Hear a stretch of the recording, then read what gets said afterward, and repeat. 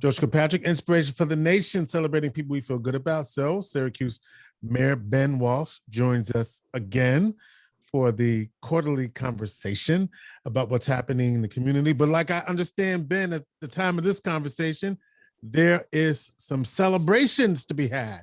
Who's celebrating what? Well, it's the last day of school, and I remember back my day, that was always a big day. You had the whole summer ahead of you, and so my two girls, I dropped them off this morning. They were pumped up, and we're going to take them out to dinner tonight and celebrate.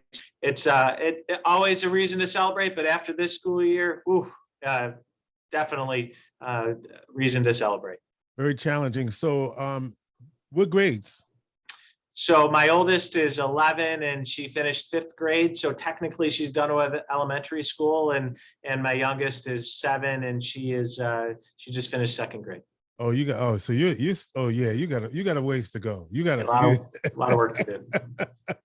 It's all good. I mean, there's nothing better than the little celebrations as they happen. And so I'm sure that they'll enjoy dinner. And it's always fun. Like we went out to dinner. My 3rd graduated from school, Cornell. Congrats. Shameless plug, yes. And so we went out to dinner not too long ago. But we've been, restaurant week just finished, and that was nice. I ended up, I think I ended up there for my birthday. I was at, where was I? Lemongrass.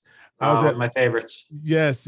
And it was still restaurant week. And so I had the tamarind duck. It was delicious. So nice. If anybody's celebrating. So, man, we're here to talk about what's going on in the community. Let's first pause and recognize that we lost another teenager this week. And, and I got to tell you, there's a personal connection for me because this is a student that my wife taught. So she has only great things to say, that he was a brilliant student. He was, she had him for algebra, and I'm probably saying more than I should be saying. But my point is, she speaks very highly of this student, and certainly the community once again is mourning.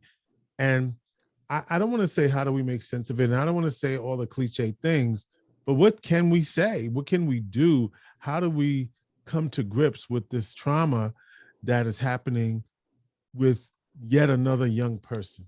Yeah. Well, George, like you said, we're most of us are celebrating the last day of school. That 15-year-old boy and his family should be celebrating today. And instead, his family is mourning. It's just, there are no words for it. It's maddening. It's sad. It's just, it's hard to make sense of it because it's senseless. The way that we try to approach it here in City Hall is really in 2 different ways. Number one, you have to deal with the short-term situation, which is there is somebody that pulled the trigger and killed a 15-year-old boy. Regardless of the circumstances, that somebody needs to be brought to justice and held accountable. And I'm grateful to the Syracuse Police Department that they're very good at doing that. The bigger challenge is, how do we avoid as much, and that's why we factors that lead to this type of environment. Housing stability, family stability, education, community. So that's where we need to be focused on systemic change. Yeah, Mayor, I don't know where there was a problem with that connection, and that's what you just said. So if you could just, you said that one of the things that you talked about was bringing the person to justice. George, can I take my video off? Would that help? Or do you need it? I would like it if possible. Okay. All right. We'll try. If we need to check, if we're having trouble with the connection, we can certainly take that off. And in fact, if you've noticed that that's happening again, just take that off, and we'll make it work. But can you answer that question again, just so? So you need to look at it in the short term and in the long term. In the short term, somebody pulled the trigger and murdered a 15-year-old boy, and whoever that is, regardless of the circumstances, needs to be brought to justice and held accountable. And the Syracuse Police Department is working very hard to do that. But then we have to take a step back and look at the long term, and how did we end up in a situation where kids that are 12, 13, 14, 15 years old have to fear for their lives when they walk out of their house and across the neighborhood. And that is much more complicated. That is looking at systemic issues like racism, like housing instability, like lack of economic opportunity, education, and there we need to make the investments to address issues in the long term. You know, as I'm listening to you, obviously any administration is going to be judged by how safe the community feels. And when a fourth teenager is killed, there is that sense of unease in our community. What is the reassurance that this is a blip? And I'm not even trying to make light of the lives lost. I'm not even saying that, but that this is an aberration is maybe the better word for the community that we live in, and that this is not a reflection of any one thing. And you gave me some examples of why it shouldn't be, but well, I think go ahead. Yeah, I mean, listen, I wish I could say it was a blip, but you know what we've seen here, the level of violence that we've seen, not just in Syracuse, but in cities across the country, has been going on for quite a while, and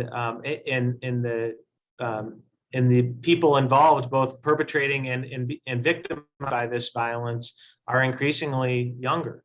So these are very true trends we should be troubled by.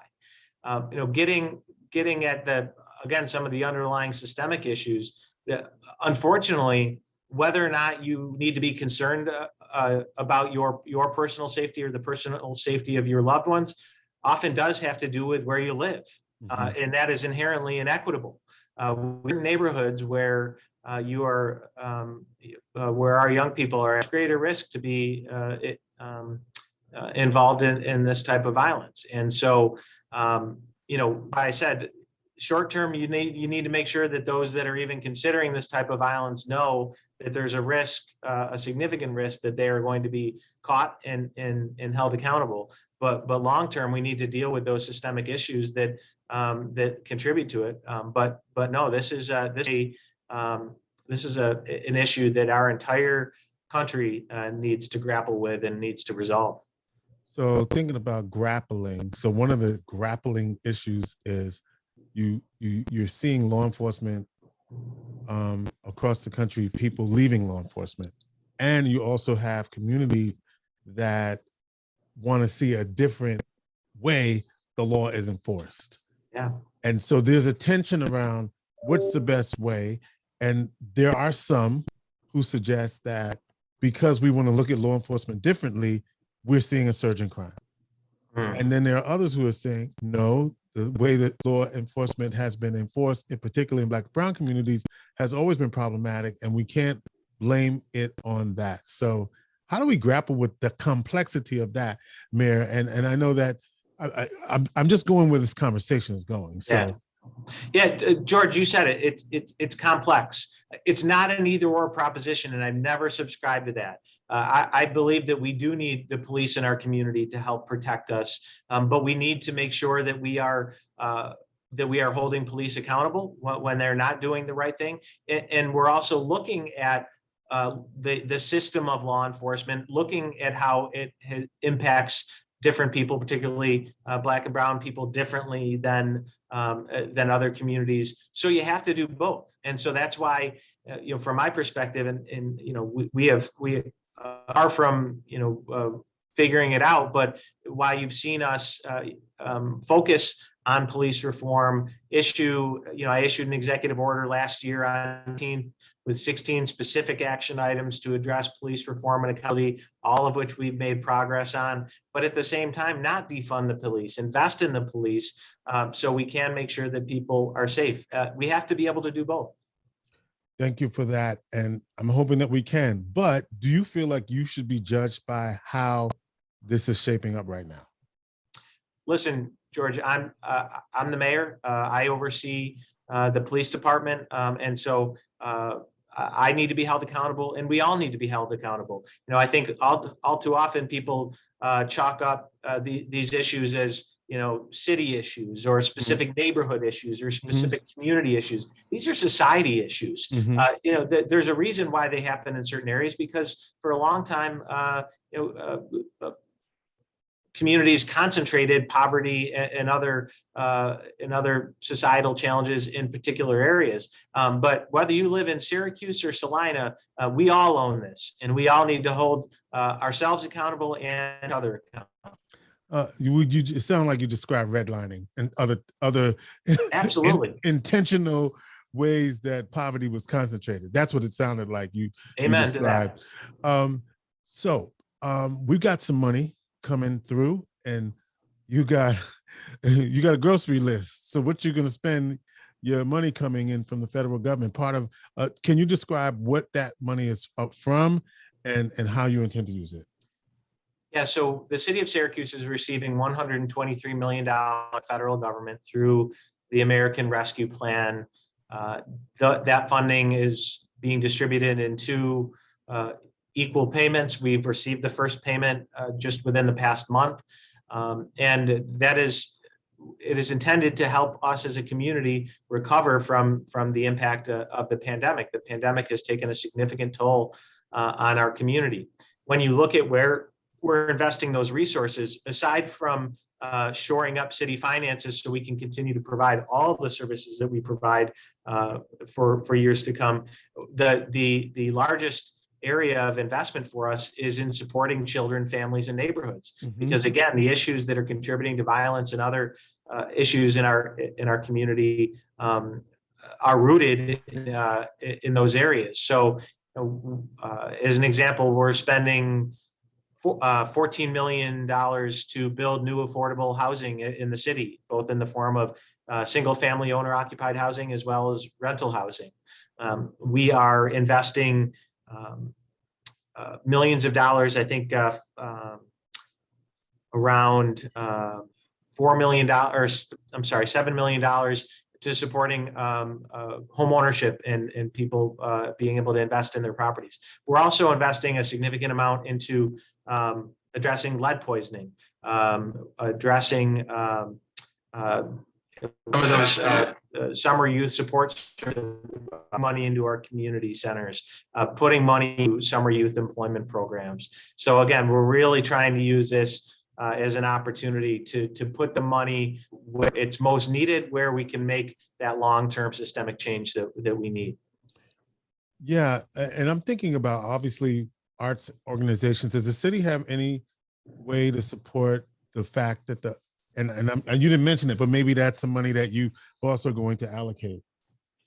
Absolutely. There's been discussion about arts and its role, and I'm a big believer that we need to support our arts and cultural institutions. They, for a variety of reasons, they certainly contribute to the richness and the diversity of our community, but they're also economic drivers in and of themselves. And so the pandemic has had just as significant an impact on that industry, whether you're talking about individual artists or organizations that provide the arts to our community. So yes, we are making a substantial investment into the arts as well with these funds. Speaking of entertainers, are you going to see Elton John next year? I don't have plans to.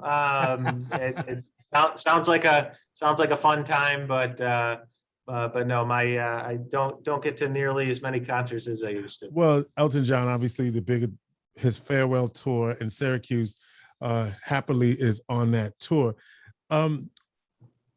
You just talked about investment in housing, and certainly Blueprint 15 is on the horizon. So what do you envision as a somewhat partner in that project for that area, and how do you see that happening with minimal displacement from your vision and vantage point?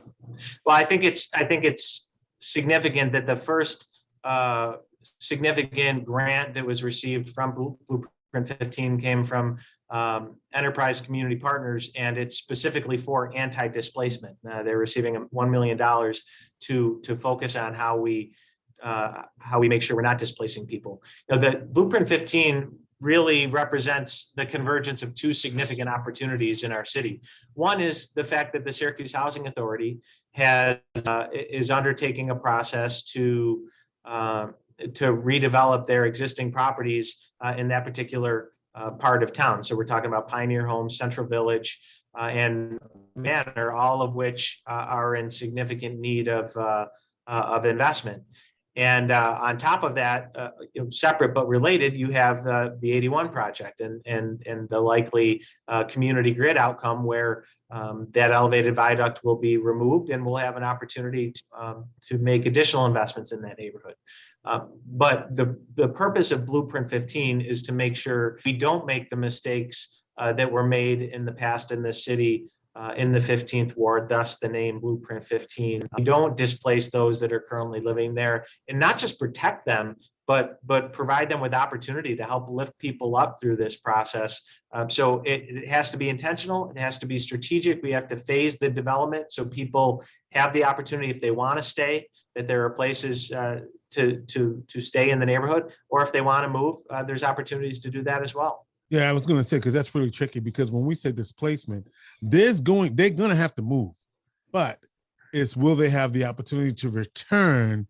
Right. And that's the piece that people are very skeptical about, quite frankly, right? They're very George, as they should be. Look at the track record of not just this community, but most communities. Whether we're talking about when 81 was first built, to more recent examples like when Kennedy Square came down. The community is told one thing and a different thing happens. So our track record, the community's track record, is not good. People should be skeptical. The only way we can change that is by doing the right thing. That is my intention. Again, I think it's significant that the first funding that we saw was anti-displacement funding. But until we show that we can do it, people should be skeptical. You mentioned 81, and so there's a new proposal floating around, if that's a word, bridging various proposals. Have you heard about this bridge? Yeah, I find it to be ridiculous, George. Really? Talk to me. We've been through this process. This state DOT vetted every design proposal, including building a bigger, higher, prettier bridge.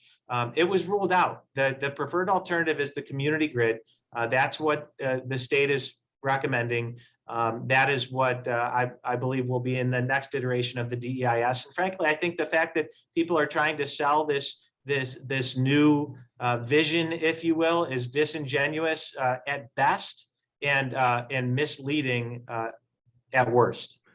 And I got to be honest with you. When I saw it, I said, "Oh, this could be the best of both worlds." So I didn't see the same thing you saw, but again, you're saying this was already vetted and ruled out. So why are we coming back to the same? That's what you're saying. Exactly. And George, the fact is, we've been spending so much time talking about the actual design of the road. We have not spent nearly enough time talking about everything else we're talking about. The opportunity, and the longer we have people in our community that are suggesting to others in our community that may not be as engaged, that there's still that we might go in a different direction. It takes away from extremely important conversations that we ought to be having about how we maximize this once in a generation $2 billion opportunity. And I think the concern obviously is around the redesign and King School and those questions. And those are real concerns the neighborhood has. No doubt about it. And we should be. The concern around bringing traffic at grade around King School is a legitimate concern that we need to deal with. I'm not suggesting that the community grid option is perfect as currently proposed. I think we need to work through those issues. But again, a bridge doesn't fix those issues. We have the transportation data suggests that the community grid is is the best transportation option, not to mention the best option for the community. So again, for groups to be floating this proposal out at this stage in the game, again, is completely unproductive.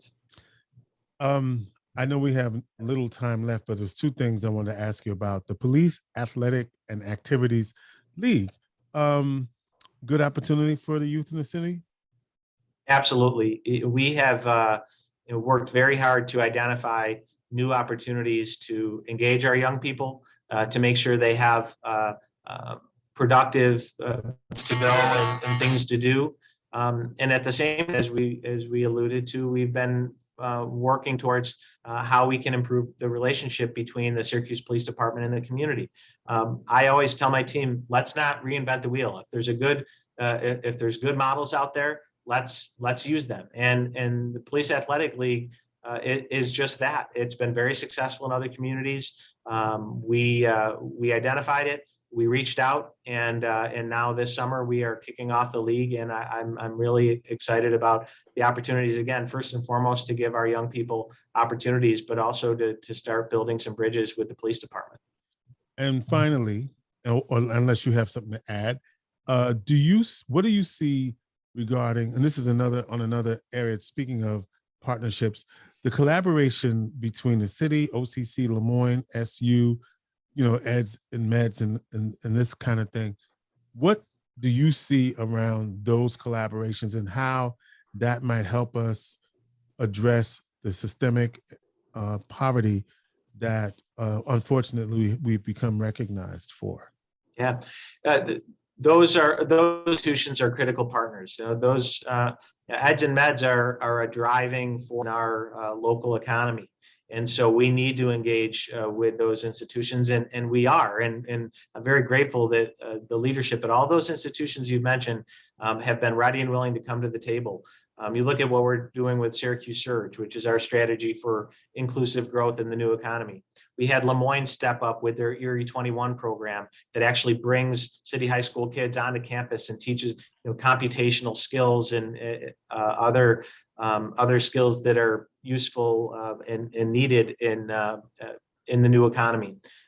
Syracuse University helped us establish a relationship with Microsoft that is already paying dividends in terms of data analysis and other support. OCC is partnering on so many different levels, including when we swear in our police class this year, they're going to be training back up at OCC where they used to be. So they've been ready and willing partners, and I think increasingly there's an understanding and an acknowledgement that for our people in high school, you don't just have to go to a four-year college. That's not the only or the best option. You might want to go for 2 years. You can go into the P-Tech program that starts in high school and ends at OCC. You can go right into a trade, and these institutions recognize that and have supported our efforts to provide those resources to our students. Well, I think our time is up, but I did have one more thing, and you said something earlier that now I have to ask you about. So. But I'll give you a chance to say something that you want to say too. You mentioned earlier around some of the systemic issues, and one of those things you mentioned was racism, right? And so this year, many companies gave Juneteenth is a federal holiday now, right? And I was there from the local inception of it here. How do you balance the need? Well, we have this debate around you recognize Juneteenth, but you can't get a voting rights law passed, but you can't talk about critical race theory in school.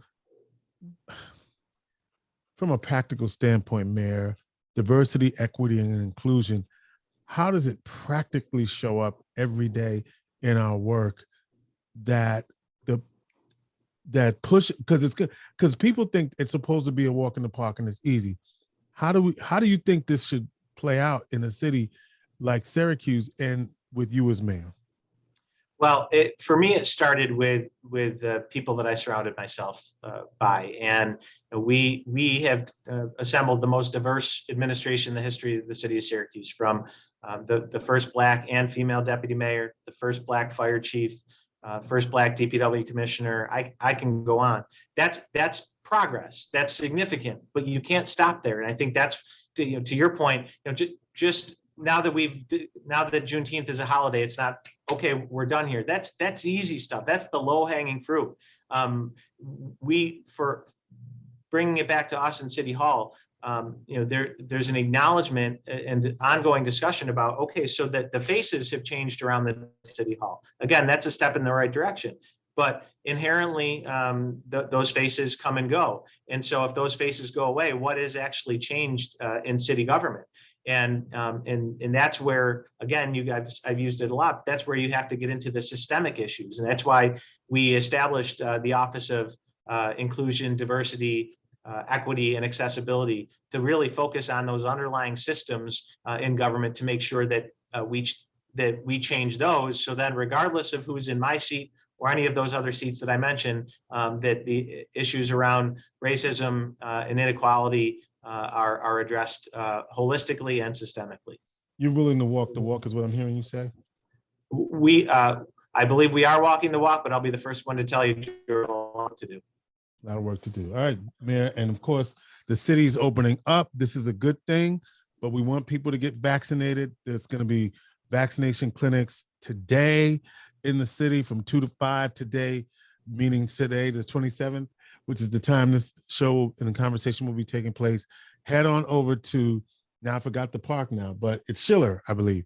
Head on over to Schiller Park and enjoy some great entertainment today. Mayor, thank you for joining me on the program. Thanks so much, George. Talk soon. I did offer you an opportunity to say something, but you said all you had to say. I think I've said what I need to say. Appreciate it. It's Rich for the Nation.